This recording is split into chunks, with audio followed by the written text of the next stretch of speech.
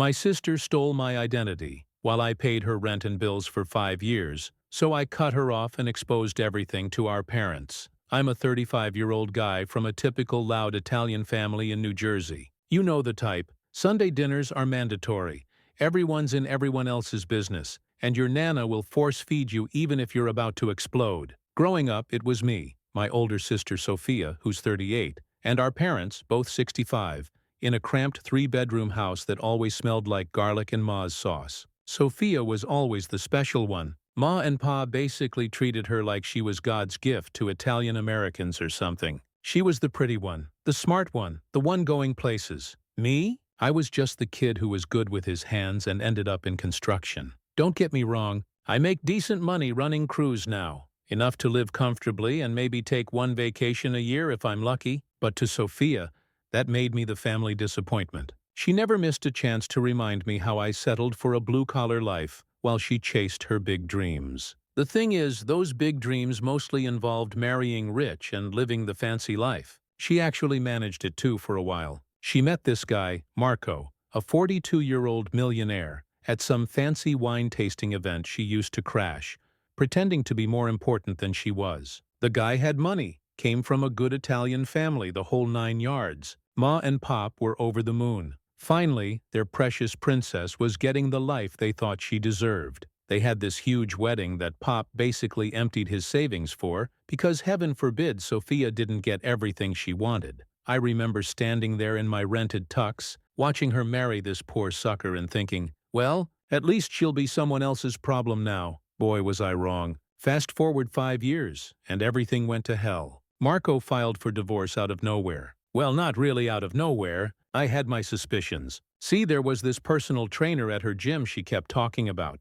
Always texting, always making excuses to spend extra time there. I never said anything because you know how Italian families are about that stuff. But I'm pretty sure Marco caught her doing more than just Pilates, if you know what I mean. The divorce was ugly, like throwing plates in restaurants ugly. Yeah, she actually did that, and it made the local paper and everything. Marco had a good lawyer and an ironclad prenup. Smart guy. Sophia got barely anything except some monthly support for their daughter, Isabella, who's 9. That's when the real fun started. Sophia was a mess. She had no real job skills because she'd been playing trophy wife for years. She and Isabella needed a place to stay and money to live on. Now, in a normal family, the parents would step in to help their daughter get back on her feet. Nope. Ma and Pop suddenly decided this was the moment to enjoy their golden years. They had just retired and were planning all these trips to Italy to reconnect with their roots or whatever. They basically told Sophia they couldn't help because they needed to find themselves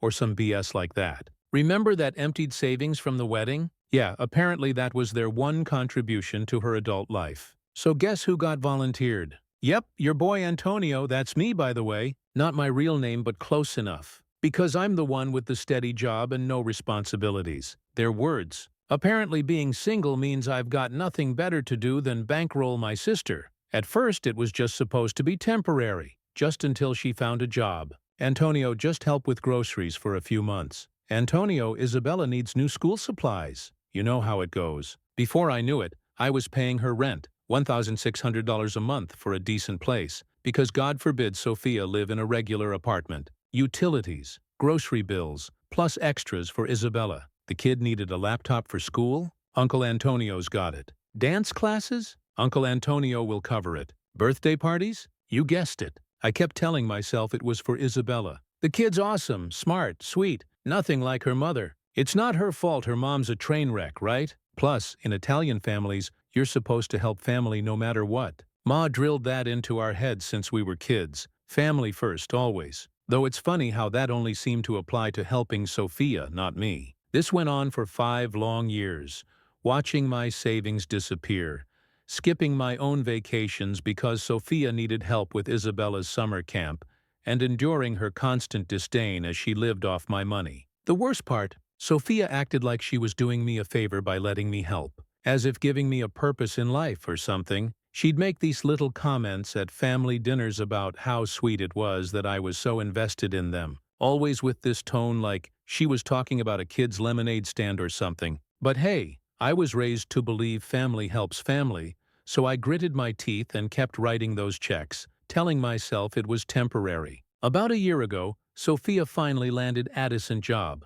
like actually decent. Some HR position at a pharmaceutical company, benefits, salary, the whole package. I think it was around $65,000 a year, not exactly rolling in cash, but way better than the random consulting work she claimed to be doing before. Spoiler? She wasn't actually consulting anyone. I figured this was it, my chance to slowly back off from being her personal ATM.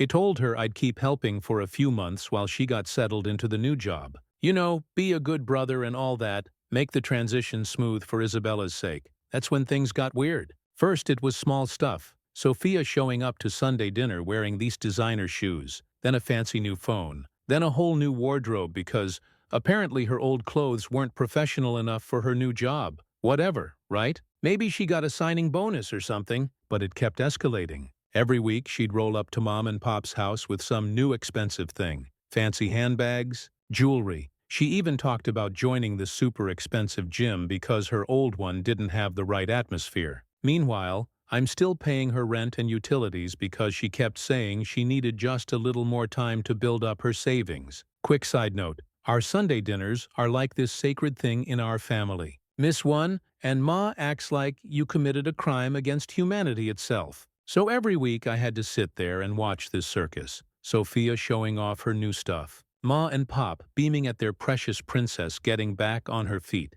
and me silently calculating how much of my money was going into her rent versus her shopping spree. Aunt Maria, a 64-year-old woman, was the only one who seemed to notice something was off. She'd give me these looks across the table like she could tell I was about to lose it. Thank God for her, by the way. She's the only sane person in our family besides May. So anyway, this went on for months, me getting more and more pissed, Sophia getting more and more entitled. Then came the Sunday that made me snap. We were all sitting around the table, me, Sophia, Isabella, Ma, Pop, and Aunt Maria. Mamade her famous lasagna, which Sophia always complains has too many calories. Now everything's normal, right? Sophia's bragging about some work thing, Pop's talking about their upcoming trip to Sicily, and Isabella's playing with her phone under the table. Then Sophia drops this bomb. Oh, I'm thinking of getting this gorgeous Gucci bag I saw. It's only $500, and it would be perfect for client meetings. I almost choked on my wine. $500 for a freaking purse while I'm still covering her $1,600 rent. I tried to keep calm, really did. I asked her real casual like, that's a lot for a purse when you're still getting help with bills, don't you think? Her response, I can still hear it in my head. She does this little laugh like I'm some stupid kid and says, don't be cheap, Antonio. A professional needs to look professional. Cheap? She called me cheap? Me, who hadn't bought new work boots in 2 years because her rent ate my budget? Me, who skipped my best friend's wedding in Vegas because she needed money for Isabella's summer camp? Me, who hadn't been on aerial date in months because every spare dollar went to her emergencies? The worst part wasn't even her saying it. It was everyone else's reaction. Ma and Pop suddenly got super interested in their plates. Isabella looked uncomfortable. Poor kid's used to her mom's BS by now. Only Aunt Maria seemed ready to say something, but I beat her to it. I set down my fork real slow, took a sip of wine, and just let it all out, not yelling. I don't do that around Isabella, just cold hard truth. Let's talk about cheap Sophia. Let's talk about how I've been paying your rent for 5 years while you buy designer crap. Let's talk about how her parents won't help because they're too busy finding themselves in Italy. Let's talk about how you look down on my simple job while living off it. The room went dead silent. You could have heard a meatball drop. Then I dropped the real bomb. I'm done. No more rent, no more utilities, no more groceries, no more nothing. You've got a good job. Now's the perfect time to be an adult and start paying your own bills. Sophia's face shifted through 5 different emotions in just seconds. Shock, anger, fear, and disbelief, as she tried to figure out if I was serious. Aunt Maria actually started slow clapping right there at the table.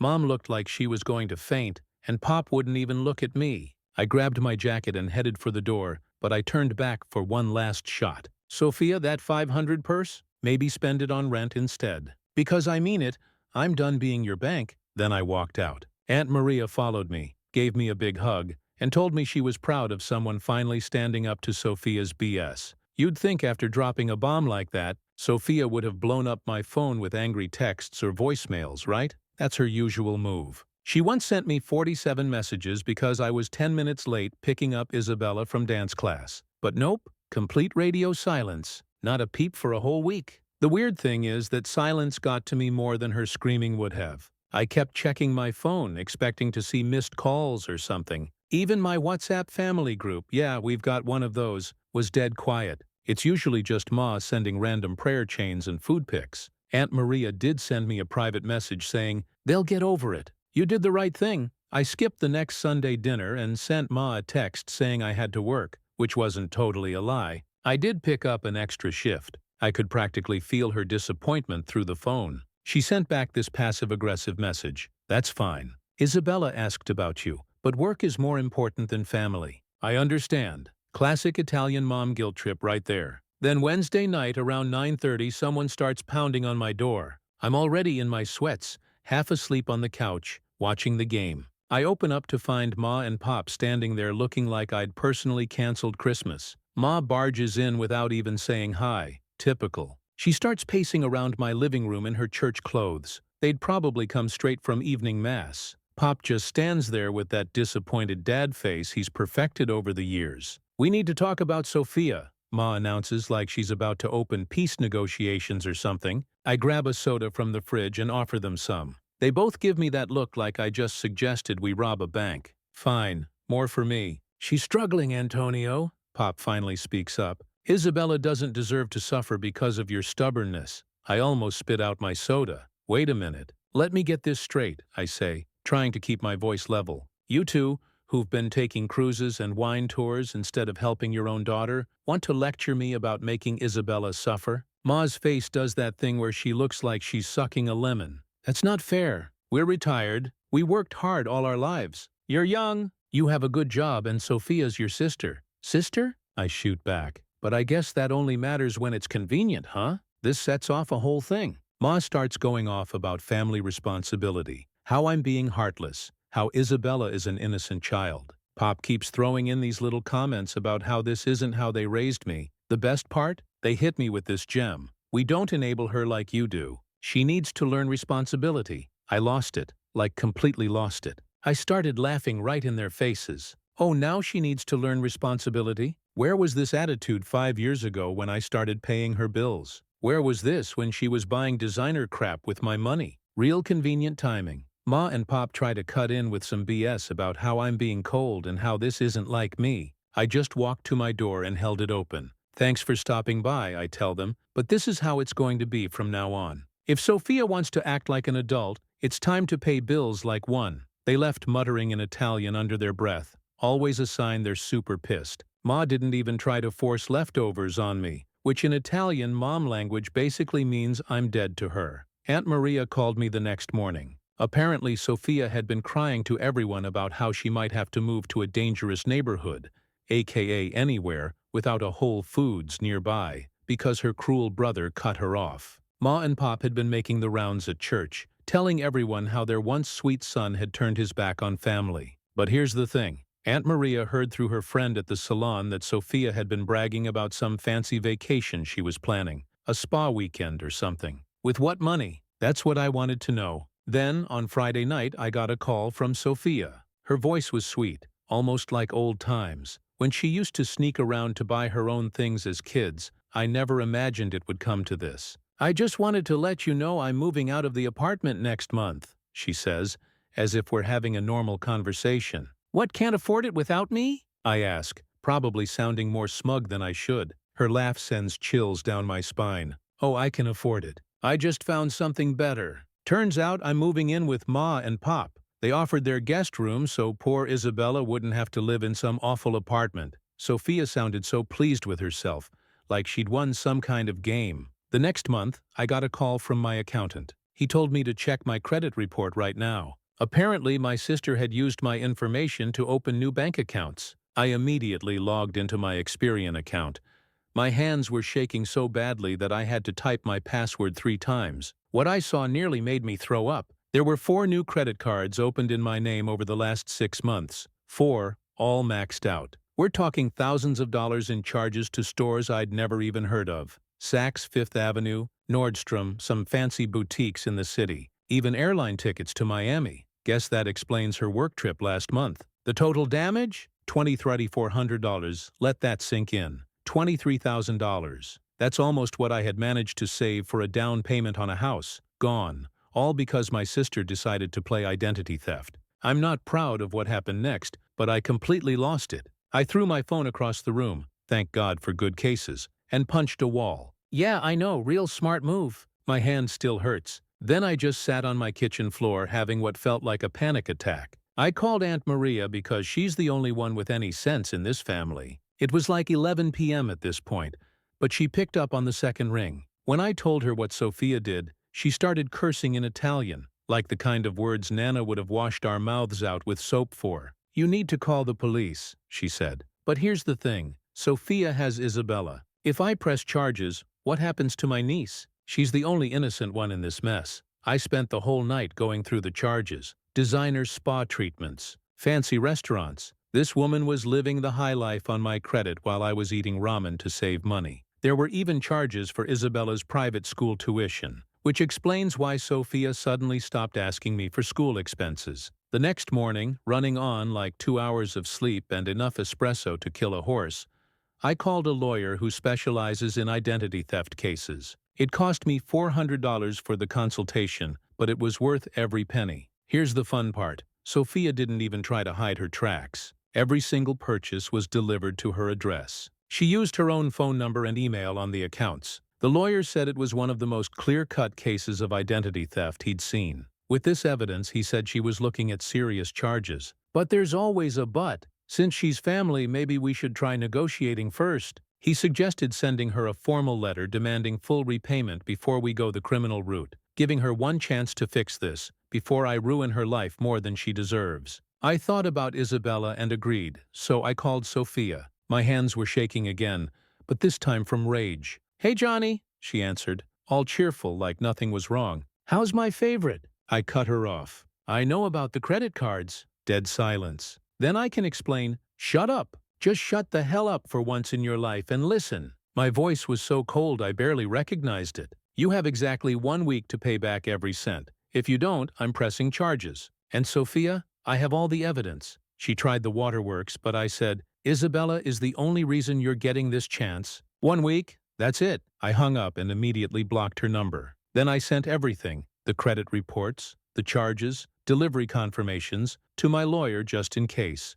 I called my bank next, froze all my accounts, and started the fraud process. I had to take the day off work because this stuff is basically a full-time job. The credit card companies want police reports. The banks want affidavits. Everybody wants forms filled out in triplicate. Aunt Maria brought me lunch, homemade meatball subs, Italian comfort food at its finest. She sat with me while I was on hold with yet another fraud department. "You know she's going to run to your parents," she said. "Let her. I'm done protecting her." So a week went by, right? I'm checking my accounts obsessively, jumping every time my phone rings. Sophia tried calling from different numbers, but I blocked them all. Ma left me about 47 voicemails. I didn't listen to them. I learned that lesson the hard way after too many painful conversations. The great Christmas fight of 2019 was just the beginning. Exactly 1 week later, I received an email from my credit card company stating that all my accounts had been paid in full. I sat there staring at my phone, convinced I was seeing things. I had to read the email 5 times and even called the company to verify it. Yep, all paid off, every last cent. I should have felt relieved, right? But something felt off. Sophia, working as an HR rep at some pharma company, had no way of having that kind of cash lying around. Unless Aunt Maria called me that afternoon saying, "You'll never believe what your mother just told me." It turns out Ma and Pop had drained their retirement savings to pay off Sophia's debt. Their dream trip to Sicily? Fun gone. The money they'd been saving for their 40th anniversary cruise? Poof, gone. All of it went to pay off what Sophia stole from me. And guess whose fault that is according to them? If you said mine, congratulations, you understand Italian family logic. The next morning, my phone rings. It's Ma. I hadn't heard her actual voice in weeks, so I answered like an idiot. "Are you happy now?" she screamed. I'm pretty sure my neighbors 3 doors down heard her. We had to give Sophia our savings, our retirement money, all because you had to be dramatic about a few credit cards. I almost choked. A few credit cards, Ma? She committed identity theft. She's your sister. Family handles things in the family. But no, you had to threaten her with lawyers and police like she's some criminal. She is a criminal. She stole my identity. She was desperate, and now we can't go to Sicily. We're stuck here all winter, and it's all because you couldn't handle this like family. I lost it. Handle it like family? Like you and Pop handled it when she needed help? Oh wait, you were too busy enjoying your golden years to help your own daughter. But I helped her for 5 years. And how did she thank me? By stealing my identity. You didn't have to threaten her, Ma sniffed. We could have worked something out. Like what? Another 5 years of me paying her bills while she shops at Saks? No thanks. You're not the son I raised, she said in that quiet, disappointed voice that used to destroy me as a kid. The son I raised would never turn his back on family. And I'm not the son you raised, I shot back. I'm better. I'm the son who finally stopped letting his family treat him like a doormat. She hung up. 10 minutes later, my phone starts blowing up with messages from random relatives. Apparently, Ma had been telling everyone how I forced them to spend their retirement money, how I abandoned my sister and niece, how I threatened poor Sophia with jail. The messages were wild. How could you do this to your parents? Your poor mother is crying. What kind of monster threatens his own sister? Isabella is traumatized? That one was rich. Isabella was at school and didn't even know what was happening. Then Sophia starts posting on Facebook about how family should stand together in hard times, with some BS quote about forgiveness. All our relatives were eating it up in the comments, telling her how strong she is. I had to shut down my social media. But the real kick in the teeth? Sophia moves in with Ma and Pop that weekend. Of course, she posts pictures of their family dinners with captions about true family sticking together. She even got Isabella to pose for these staged photos, looking all sad and talking about how much she misses Uncle Antonio. Aunt Maria sends me screenshots because I've blocked everyone else. She's playing them like a fiddle, she texts, and they're letting her. Then Sophia pulls her masterstroke. She gets Isabella to call me after school one day. I always answer for Isabella. Uncle Antonio. Her voice is small. Are you mad at me? My heart just breaks. No, honey, never at you. Then why won't you come to dinner anymore? Mom says it's because you're angry at us. I had to grip my counter to stay calm. Using her own kid as a weapon? That's low, even for Sophia. Isabella, listen to me. You didn't do anything wrong. This is adult stuff between me and your mom. I love you and that's never going to change, she sniffles. Mom says you don't love us anymore because you won't help us. That's when I hear Sophia in the background encouraging Isabella to tell me how sad she is, how much she misses me. I've never wanted to reach through a phone and strangle someone so bad in my life. After Sophia pulled that stunt with making Isabella call me, I was ready to wash my hands of the whole family, except Aunt Maria. She's a saint. But then I get this text from Isabella's school. You see, I'm still on her emergency contact list, so I get all the school notifications. This winter, they're putting on a play, The Wizard of Oz. Isabella is playing Dorothy, a role she's been practicing for months, way before all this family drama started. Being Dorothy has always been her dream role. I remember hearing her practice Somewhere Over the Rainbow in my car when I used to drive her to dance class. There's a link to buy tickets, and I stare at it for almost an hour debating if I should go. Sophia will be there, and so will Ma and Pop, so I know there's bound to be drama. But it's Isabella. Aunt Maria calls while I'm still thinking about it. You're going to that play, Antonio. She already knows Sophia will be there. I don't care if the Pope himself is there. That little girl needs someone in her corner who isn't playing games. I'll go with you. So I buy 2 tickets, telling myself not to mention I'm coming. I figure I'll slip in the back, watch Isabella shine, and leave before Sophia can start anything. On the day of the play, I show up with Aunt Maria. I got Isabella these little yellow roses, her favorite color, and they kind of match the yellow brick road theme. We get there early and find seats near the back. Isabella is amazing. She performed so well it brought tears to my eyes. When she spots me in the audience during Somewhere Over the Rainbow, her whole face lights up. It was worth every second of drama just for that smile. After the play, all the parents and family gather in the gym for a little reception. I plan to leave the flowers with the teacher to give to Isabella, but then I hear Uncle Antonio. And here comes Isabella running full speed, still in her Dorothy costume. She crashes into me with a huge hug. I hand her the roses, and she's beaming. You came! You really came! Then I hear it, that fake sweet voice that makes my skin crawl. Well, well, look who decided to show up. Sophia is standing there in some designer outfit that probably costs more than my monthly rent. She has this smug look on her face, like she's won something. Really, Antonio? Flowers? Are you trying to buy her love now? I ignore her and focus on Isabella. You were amazing up there, kiddo. I'm so proud of you. But Sophia isn't done. She crosses her arms and raises her voice so other parents can hear. You know, it's funny how you can afford flowers, but couldn't find it in your heart to keep helping your family. People start to look, and Isabella's smile fades. Aunt Maria steps forward, but I put my hand on her arm. Are you seriously doing this? I ask Sophia quietly. Here now? Why not? She shoots back. You've already humiliated me in front of everyone. You might as well make it a full set. I start to walk away, trying to keep it civil, but then she says something that stops me cold.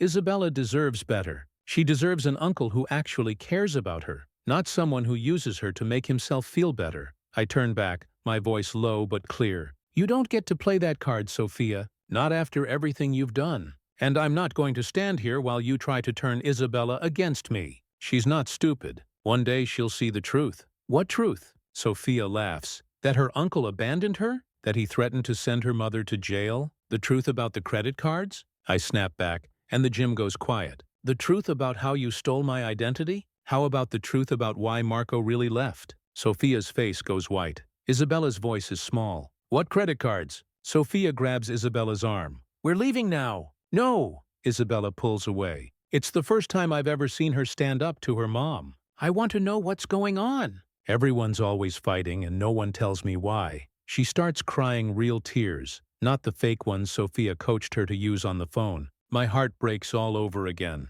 I kneel down to her level. Isabella, listen! But Sophia yanks her away. Don't you dare talk to her. You lost that right when you turned your back on us. I didn't turn my back on anyone. Aunt Maria finally explodes. You stole from him after everything he did for you. The gym is dead silent now, everyone watching this Italian family drama play out like it's a soap opera. Isabella's drama teacher tries to intervene, suggesting maybe this isn't the right place. Sophia uses this as her exit, dragging Isabella away while playing the victim card. See how they treat us? Your own family! I stand there watching them leave, feeling like the biggest failure. Aunt Maria hugs me tight. She needed to hear the truth eventually, she whispers. As we're leaving, I hear parents whispering. Sophia spent months painting me as the villain, but tonight they saw who she really was. It's a small victory, but at what cost? The day after the school play disaster, I get a call from Isabella. She's using her friend Lisa's phone because Sophia took her phone away after the play. Real mature, right? She's crying,